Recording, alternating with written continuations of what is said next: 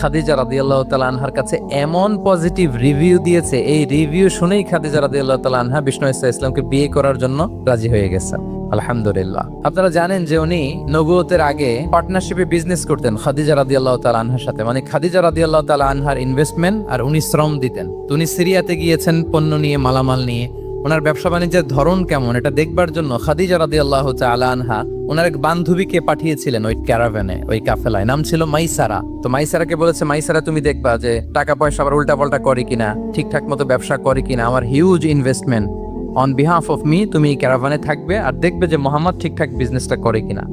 আল্লাহু আকবার। মাইসারা এই সফর শেষে এসে খাদিজা রাদিয়াল্লাহু তাআলা আনহার কাছে এমন পজিটিভ রিভিউ দিয়েছে, এই রিভিউ শুনেই খাদিজা রাদিয়াল্লাহু তাআলা আনহা বিষ্ণু ইসলামকে বিয়ে করার জন্য রাজি হয়ে গেছেন।